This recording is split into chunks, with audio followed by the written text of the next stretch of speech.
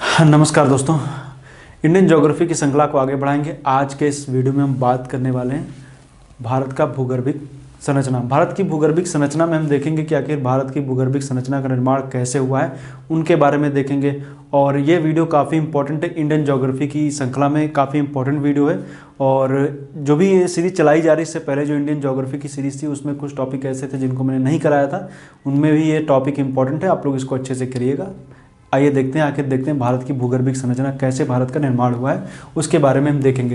लेकिन चूंकि इधर एक मैप बना हुआ है, मैप में हम देखेंगे कि भूगर्भिक निर्माण जो भारत का हुआ है उसमें हम देखेंगे कि कौन कौन सी संरचना जो है वो पहले बनी है। अर्थात प्री कैम्ब्रियन काल में अरावली पहले आई, या सतपुड़ा पहले आई, विंध्य पहले आया, या कौन से क्रम में धारवाड़ अवसादीकरण या कार्बोनिफेरस युग में पर्मियन काल में हिमानीकरण हुआ, उसके बारे में हो, या पूर्वी घाट हो या पश्चिमी घाट हो, इन सब के बारे में देखेंगे कि आखिर कौन कब बना, उनके बारे में भी हमें देखना है। लेकिन उन सब के पहले आइए देखते हैं कि आखिर जो पृथ्वी थी उसका जब शीतलन हो रहा था उस काल की घटना के बारे में थोड़ा सा आपको बताते हैं, इसके बाद हम आगे आएंगे। तो सबसे पहले हम बता दें कि आप जान रहे हैं कि जब पृथ्वी के निर्माण के बाद आप जान रहे हैं कि आप जान रहे हैं पूरे पृथ्वी पर जो पूरा भूखंड था वो एक ही भूखंड था, जिसको हम लोग बोलते थे पेंजिया बोलते थे। और उसके आसपास का जो सागर था उसको पेंथालासा बोलते थे, पेंथालासा। और इसका जब डिवीजन हुआ, जब पेंजिया जब टूटा तो ऊपर का जो हिस्सा था उसको बोला गया अंगारा लैंड या लारेसिया भी बोलते हैं। नीचे का हिस्सा बोला गया गोंडवाना लैंड। इस दो पार्ट में टूट गया। तो महाद्वीप के जो दक्षिण में, मतलब आप पूरी पृथ्वी पर जब आपको दक्षिण में जो हिस्से दिखते हैं वो सभी जो हैं वो गोंडवाना लैंड के हिस्सा हैं, चाहे वो अफ्रीका हो, चाहे वो दक्षिण अमेरिका हो, या फिर आप प्रायद्वीपीय भारत को ले लीजिए, या फिर आप ऑस्ट्रेलिया को ले लीजिए, अंटार्कटिका वगैरह सब गोंडवाना लैंड के हिस्सा हैं। उत्तर की तरफ हम जब देखेंगे तो उत्तर में यूरोप हो या एशिया का हिस्सा हो, उत्तरी एशिया हो या उत्तर अमेरिका हो, ये सब किसके अंगारा लैंड के हिस्से हैं, अंगारा लैंड के हिस्से हैं। अब इसका डिवीजन हुआ, कैसे कैसे हुआ, इसकी हम आगे प्रक्रिया में हम देखेंगे कि आखिर जब ये गोंडवाना लैंड टूटता है। अब आप देखेंगे तो मैंने गोंडवाना लैंड बताया, और ये आप जाने प्रायद्वीपीय जो भारत है वो गोंडवाना लैंड का हिस्सा है। तो प्रायद्वीपीय भारत जो गोंडवाना लैंड का हिस्सा है, तो वो अभी मैंने बताया कि जो दक्षिण में थे वो सब गोंडवाना लैंड का हिस्सा है, लेकिन भारत तो उत्तरी गोलार्ध में प्रायद्वीपीय भारत, तो वो कैसे हुआ उसके बारे में चर्चा करेंगे। तो आइए देखते हैं कि आखिर शीतलन की प्रक्रिया होती है तो क्या होता है, चट्टानों का निर्माण होता है तो कैसे होता है, उसके बारे में हम देखेंगे। आप जान रहे हैं, या जो भारत को देख रहे हैं, ये जिस समय की बात है उसमें भारत की पोजीशन ये नहीं थी। भारत जो था, अगर जो हम ग्लोब में हम देखेंगे तो ग्लोब में देखें तो आपको ये जो भारत दिख रहा है, ये आप देखेंगे आपको ये भारत दिख रहा है, ये क्या, ये भारत दिख रहा है यहाँ पर आपको। तो ये जो भारत दिख रहा है यहाँ पर आपको, तो ये जो पोजीशन थी वो यहाँ पर ना होकर के भारत की जो पोजीशन थी वो यहाँ पर थी। जो पहले जो प्रायद्वीपीय भारत था वो अफ्रीका से जुड़ा हुआ था, ये वाला हिस्सा जो था वो अफ्रीका से जुड़ा हुआ था। उस समय की बात है जब अफ्रीका से भारत जुड़ा हुआ था। अब मैं आपको थोड़ा सा डायग्राम बना करके भी मैं आपको समझाने की कोशिश करता हूँ कि आखिर ये कैसे था। आप जान रहे हैं कि जब आप देखेंगे अफ्रीका को, तो अफ्रीका कुछ आपको इस तरीके से दिखता है।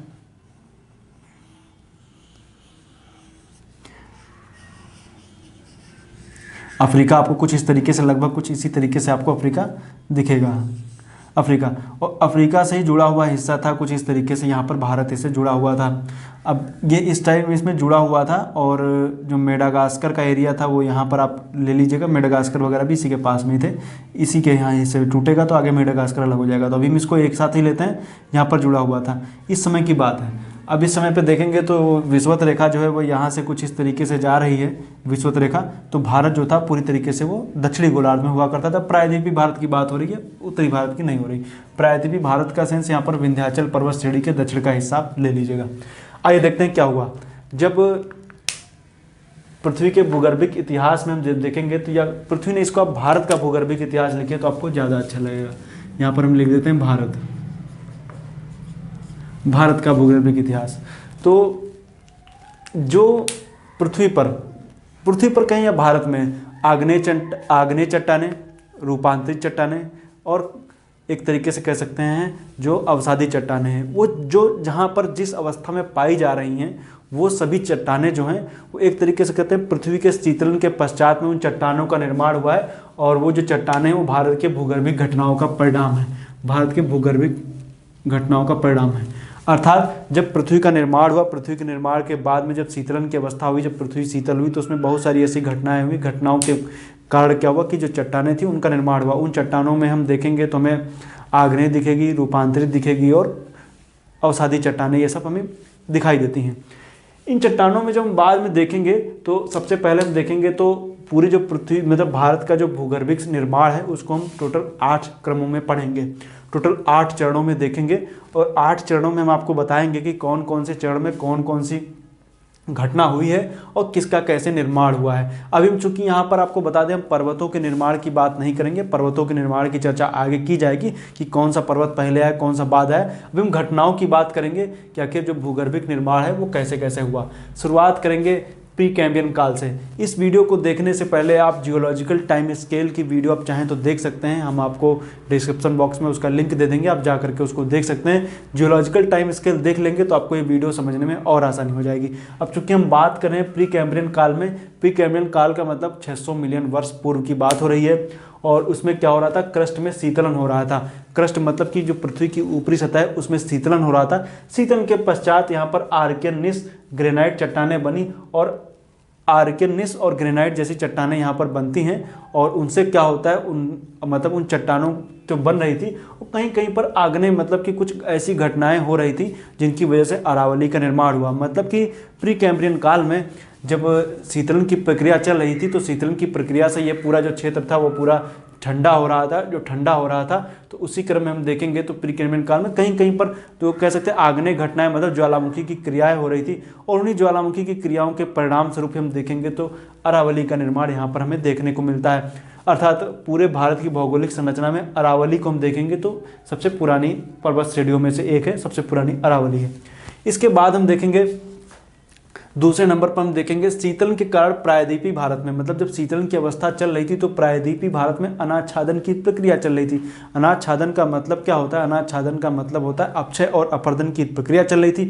और अपक्षय और अपर्दन की प्रक्रिया के परिणाम स्वरूप इस क्षेत्र में क्या हो रहा था, इस क्षेत्र में समतलीकरण हो रहा था। उस समतलीकरण के दौरान में मतलब कि कुछ जब कोई चीज़ ठंडी होती तो कुछ ऊपर होगा कुछ नीचे होगा, मतलब कि कुछ चट्टानें ऊपर हो गई कुछ नीचे हो गई, फिर उनका क्या हुआ समतलीकरण हुआ। समतलीकरण होने से क्या हुआ, अवसादों का जमा हुआ। फिर वहाँ पे कुछ ऐसी संरचना स्पेशल हम देखेंगे तो जो धारवाड़ क्षेत्र है, मतलब कि जब हम शीतलन कारण प्रायद्वीपीय भारत में अनाच्छादन की प्रक्रिया हुई, फिर समतलीकरण हुआ, समतलीकरण चट्टानें बनती, वो उन चट्टानों को हम धारवाड़ क्रम की या बीजावार की चट्टानें बोलते हैं, जो कि अवसादों के जमाव से निर्मित हुई थी।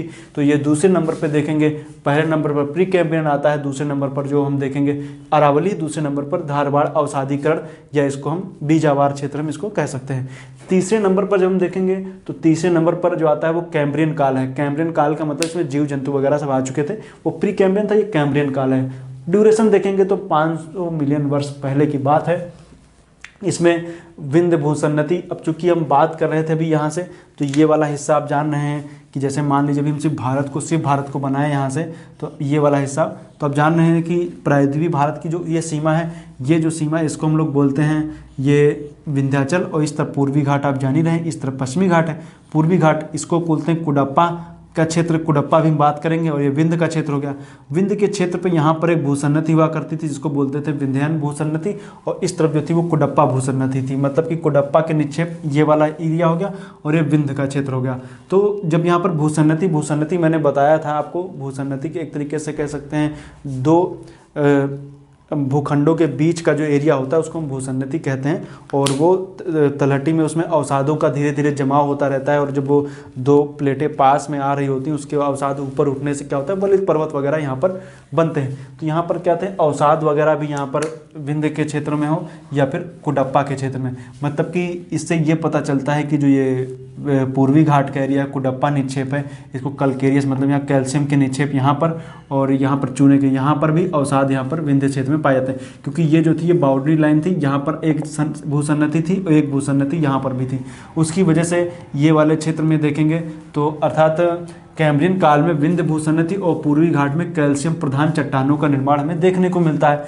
कैल्शियम प्रधान चट्टानें हमें कहाँ देखने को मिलती हैं, कुडप्पा के निक्षेप में और विंध्य वाले क्षेत्र में। तो यहाँ पर कैल्शियम की क्यों? क्योंकि यहाँ पर भूसन्नति थी, और भूसन्नति में यहाँ पर अब चूंकि मैंने बताया जीव जंतु वगैरह आ गए थे।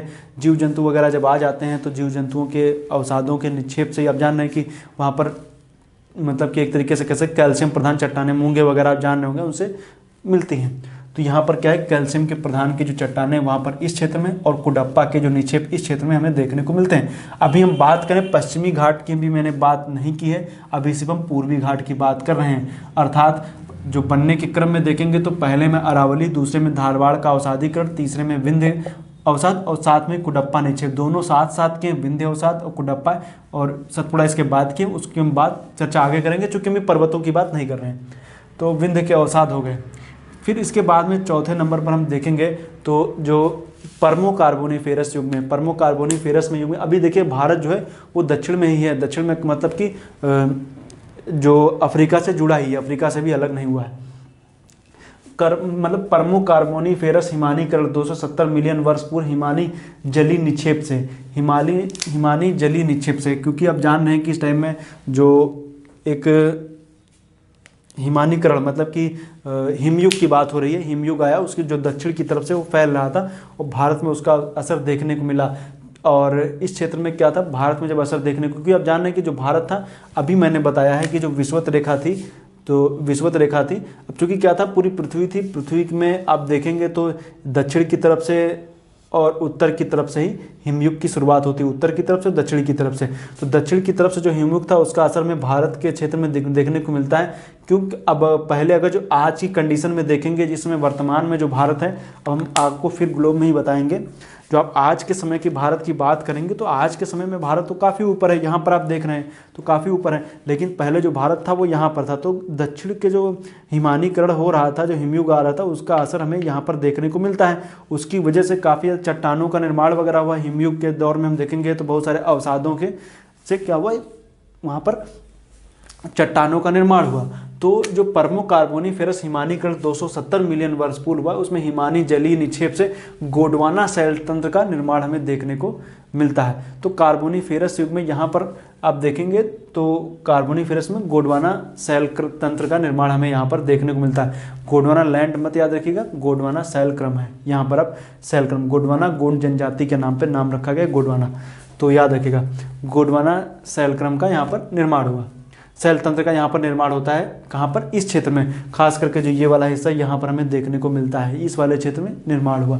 अब चूंकि इस क्षेत्र में बहुत सारे, अब चूंकि हरा भरा रहा होगा, विषुवत रेखा के पास रहा होगा, इस वजह से आगे चल करके यहाँ पर बहुत सारे, यहाँ पर जो गोंडवाना लैंड की यहाँ पर चट्टानें वगैरह, आगे में इसमें चर्चा करेंगे कि उसमें कौन कौन से अवसाद वगैरह और कौन कौन से निक्षेप में देखने को मिलते हैं, वो हम आगे चर्चा करेंगे। लेकिन आप याद रखिएगा कि क्रम में देखेंगे तो कैम्ब्रियन काल में विंध्य के बाद में हम देखेंगे तो ये आता है गोंडवाना। इसके बाद हम देखेंगे तो 5वें नंबर पर आता है, तो उसमें हम देखेंगे तो गोंडवाना लैंड मीसोजोइक काल में 200 मिलियन वर्ष पूर्व की बात है, उसमें गोंडवाना लैंड जो था वो टूट गया। गोंडवाना लैंड मतलब कि अफ्रीका से ये वाला हिस्सा जो था वो टूट गया, और इसके टूटने की वजह से क्या हुआ, भारत जो था वो इस तरफ गमन करने लगा, इस वाला तरफ, मतलब इस तरफ देखेंगे तो ये वाला हिस्सा टूट गया। और जो इसके टूटने से क्या हुआ, भारत अफ्रीका से भारत का अलग होना 5वें नंबर पर है। मतलब कि कार्बोनिफेरस के बाद में हम देखेंगे तो ये वाला हिस्सा था, गोंडवाना लैंड टूटता है, उसकी वजह से ये वाला हिस्सा जो है वो पश्चिमी घाट है। अब हम आगे चल करके बात करेंगे पश्चिमी घाट के बारे में, और बातें भी होंगी।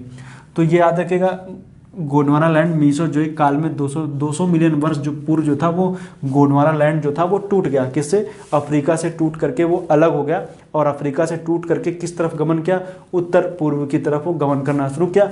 गमन करने के क्रम में जब भारत जब उत्तर पूर्व की तरफ गमन कर रहा था तो उसकी जो भेंट होती, मतलब अब उसके बीच में भारत और यूरेशिया, मतलब यूरेशिया और भारत ऊपर का हिस्सा जो था उसके बीच में एक टेथिस भूसन्नति हुआ करती थी। आप जान रहे होंगे टेथिस भूसन्नति। उस टेथिस भूसन्नति की वजह से क्या होता है कि जब पहले की तरफ अरावली का जो हिस्सा था, अरावली का हिस्सा वो जा करके उससे टकराता है, किससे, नेक्स्ट काल में हम देखेंगे मीसोजोइक काल के अंत में एक 70 मिलियन वर्ष पूर्व कराकोरम श्रेणी की उत्पत्ति होती है और दक्कन के लावा का उद्गार होता है। ये लाइन आप सुन रहे हैं। अब इसमें कैसे होता है उसकी हम बात करते हैं। जब ये वाला हिस्सा उत्तर की तरफ जा रहा था, ये वाला हिस्सा जा करके टकराता है किससे, कराकोरम की मतलब कि यूरेशियन प्लेट के हिस्से से टकराता है, उससे कराकोरम श्रेणी पहले बन जाती है।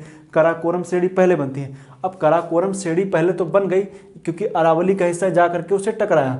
उसके बाद में इस वाले क्षेत्र में दक्कन के लावा निकला। अब लावा कैसे निकला उसकी हम बात करेंगे।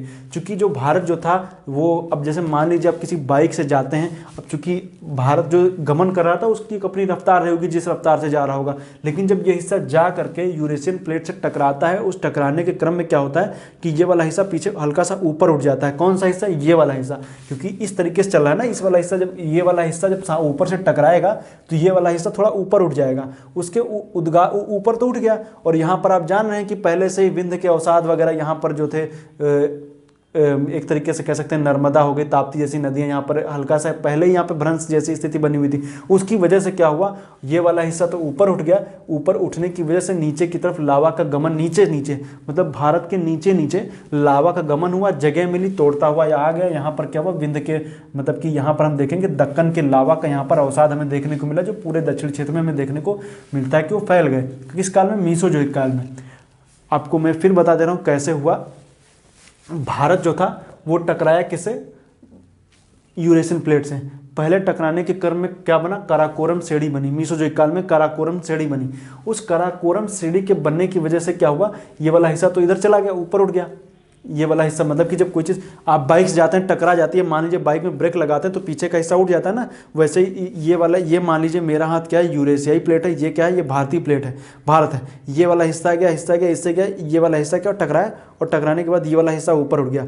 अब ये वाला हिस्सा ऊपर उठ गया तो मेरे हाथ के नीचे जो गैप देख रहे हो ना, ये वाला हिस्सा गैप, ये वाला गैप, इससे इस जगह का जो लावा था वो अब उसको जगह मिल गई। वो इस नीचे से आते हुए इसके नीचे जो जगह मिली इसमें आ गया। अब उसको गैप मिल गया। गैप मान लीजिए कुछ इस तरीके से रहा होगा, हाथों के बीच मेरे गैप है ना, इसी तरीके से गैप रहा होगा। इसमें से लावा को जब गैप मिला, चूंकि जगह बन गई यहाँ पर, गैप मिला तो उसको तोड़ते हुए आ गया और पूरे क्षेत्र में फैल गया। उससे दक्कन का लावा पूरे इस क्षेत्र में पूरे में फैल जाता है। तो छठे नंबर पर दक्कन का लावा और कराकोरम की श्रेणी दोनों सेम है, याद रखिएगा। दक्कन का लावा और कराकोरम श्रेणी, ये ट्रांस हिमालय है, ये हिमालय के पहले ही बन गया था, इसलिए इसको अलग रखते हैं। अब इसी काल में हम देखेंगे तो जो ये वाला हिस्सा था, ये वाला हिस्सा जब ऊपर की ओर उठ गया, मतलब कि ये वाला जब हिस्सा ऊपर उठा, उसकी वजह से क्या था, पश्चिमी घाट का जो हिस्सा था, पश्चिमी घाट का हिस्सा, उसका बहुत सारा जो क्षेत्र था वो मतलब कि किनारा क्षेत्र वो टूट करके अरब सागर में गिर गया। अब कैसे गिरा वो फिर मैं बता रहा हूँ। अभी मैंने बताया ये हिस्सा जब ऊपर उठ गया तो वजन की वजह से ये वाला ये वाला हिस्सा आप देख रहे हैं पश्चिमी घाट का हिस्सा भी ऊपर उठा, और पश्चिमी घाट का हिस्सा जब ज़्यादा ऊपर उठ गया, वजन मान लीजिए यहाँ पर कोई चीज़ वजन, इसको ऊपर उठाइए, जब ज़्यादा ऊपर उठ जाएगा, वजन जब ज़्यादा हो जाएगा तो ये क्या होगा, मारकर कुछ इसके टूट के इस तरह नीचे गिर जाएगा। उसी तरीके से पश्चिमी घाट का हिस्सा जो था वो टूट करके नीचे गिर गया। कहाँ पर, अरब सागर में गिर गया।